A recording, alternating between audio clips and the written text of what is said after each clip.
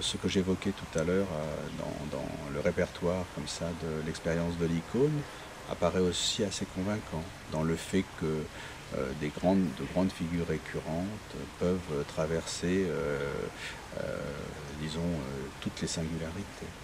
Nous sommes, en tout cas, je ne m'attribue pas un pouvoir de signature et d'exemplarité tel.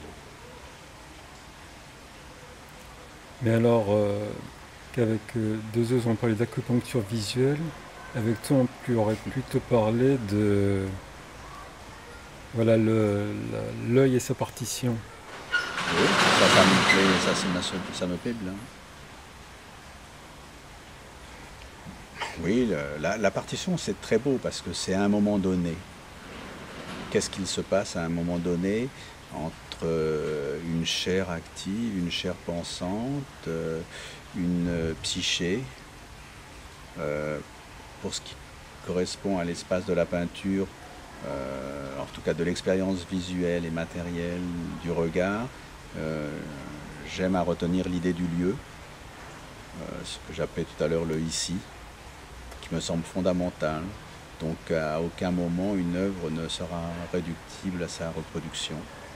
L'appartenance à une expérience existentielle, locale, du moment, cet instant fulgurant de l'œuvre me semble être aussi très très importante.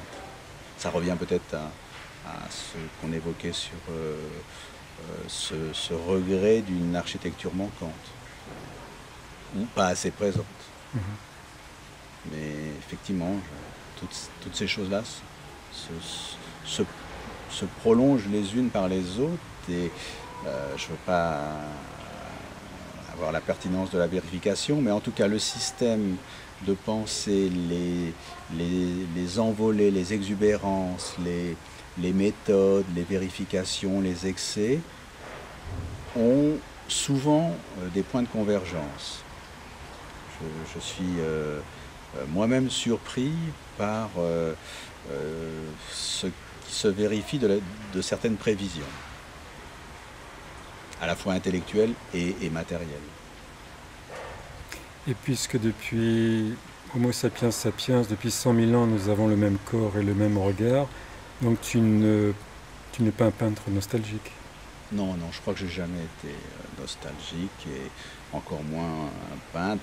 Je me rappelais quand j'étais jeune, il y avait une espèce de système ou d'attitude qui contenait l'idée qu'on pouvait réaliser le dernier tableau. Et moi, je m'amusais toujours à répondre non, c'est le prochain qui m'intéresse. Et c'est vrai que effectivement, c'est toujours la prochaine œuvre qui m'entraîne à cet élan-là. Donc, il y a la nostalgie, quelque chose qui m'encombre pas du tout. Je suis extrêmement fidèle aux expériences, à la qualité des rencontres, à la consistance des œuvres qui m'ont aidé dans un certain cheminement, mais elles ont une qualité de présent évidente. Ce n'est pas des œuvres du passé. Je sais qu'elles sont dans un autre temps, mais je les considère comme étant des véhicules d'opportunités actuelles. Je les utilise comme ça. Là aussi, ce sont des instruments, mais ce n'est pas des instruments de nostalgie. Et pour en conclure, toujours sur le déluge d'images, tu n'es pas pessimiste? Non, je crois pas. Je suis inquiet par ce que j'appelais tout à l'heure l'inqualité des choses, mais pas pessimiste, parce que je pense que l'inqualité ne fait que produire ou d'accentuer un désir de qualité. Donc là encore, c'est ce qui va advenir qui est le plus intéressant. Je suis embarrassé, des fois, par des contingences contemporaines, mais pas désespéré.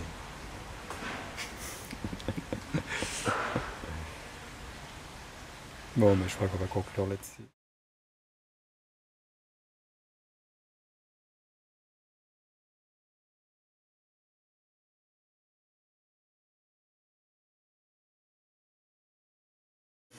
Donc Dominique, là, devant l'une des toiles, parlons juste un petit peu technique.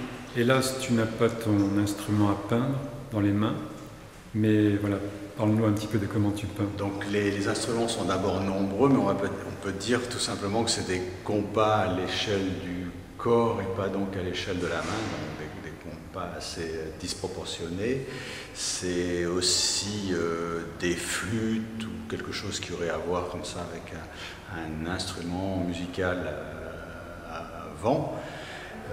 Les doigts, et enfin tout le corps est compris dans l'effectuation d'une ligne finalement, puisque je tiens un axe et je libère avec l'autre main le flot de peinture. Donc en général, c'est des cercles qui ont pour vocation d'être parfaits, mais le fait d'ouvrir la flûte de peinture, c'est-à-dire le tube de peinture où est stockée toute la quantité de peinture, produit un démarrage, et lorsque j'interromps la forme circulaire, je produis aussi une fin. Donc c'est une tâche qui signifie le début et la fin. Donc là, par exemple, c'est flagrant. Voilà.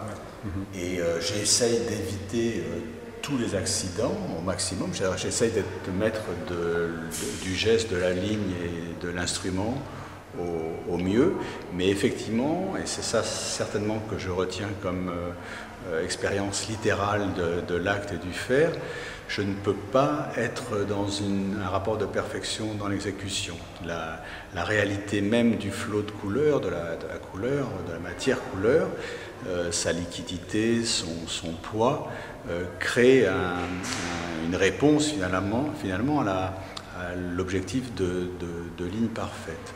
Donc je suis dans un dialogue entre quelque chose qui est une projection d'une forme géométrique parfaite et son effectuation avec une matière qui a sa propre dynamique et son propre flux. Donc là, par exemple, la peinture est très épaisse.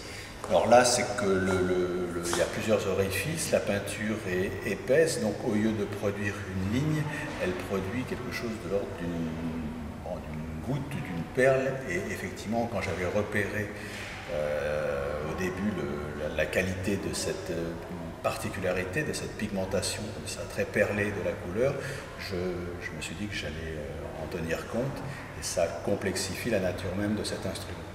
Mais l'instrument, pour l'évoquer très simplement, c'est un compas avec une réserve de couleurs. Et la seule chose... Mais là, par exemple, il y a 3 ou 4... Ah oui, c'est-à-dire que, j'ai pu réaliser des choses avec une seule tonalité. Mais comme dans les réponses, j'avais pour habitude d'entasser un certain nombre de couleurs, j'ai gardé cette définition comme ça d'une matière avec sa dynamique propre. Alors dans les tableaux qui sont montrés dans cette exposition, c'est plus un rapport de tonalité, c'est-à-dire que j'ai décliné à partir du rouge, le orange, le jaune, le blanc, etc. Donc, mais qu'est-ce qui provoque par exemple ces différences? Là, c'est-à-dire que là, par exemple, la peinture est très épaisse, il y a un orange clair, un orange foncé. Donc, dans la rapidité même de l'action, la couleur prend sa propre dynamique et ponctue la forme circulaire de cette manière-là. Okay, là, c'est un rouge et un orange. Là, c'est un rose et un orange. Pourquoi est-ce que le foncé est à l'extérieur? C'est que la peinture étant très très lourde, certainement, très épaisse, dans la façon de la mettre dans le tube de peinture, elle trouve sa propre place. Elle ne se mélange pas. Une peinture plus fluide aurait pour habitude de se mixer plus rapidement. Une peinture épaisse garde sa définition. C'est comme un fleuve. Là, on dit qu'on voit, je ne sais pas, l'Orénoque et l'Amazone ne pas se mélanger pendant des centaines, voire des milliers de kilomètres, des dizaines de kilomètres dans l'estuaire. C'est un peu le même principe, c'est-à-dire qu'il y a deux flots qui sont contingents mais pas mixés lorsque la l'onctuosité de la peinture est plus lourde. C'est des choses absolument d'une physique comme ça de la matière picturale. Donc s'il n'y a pas de gravité, tu ne pourrais pas peindre? Non, sans réalité, je ne pourrais pas peindre. Je pourrais dessiner. Voilà, c'est le grand principe de quelque chose qui s'établit, comme je l'ai dit tout à l'heure, entre une pensée et un acte. Et l'acte entre en communication avec des natures objectives, et la nature de la peinture la matière peinture a pour vocation de produire des flux colorés. Tu sais que s'il n'y avait pas de gravité, il n'y aurait pas de vivant. Voilà.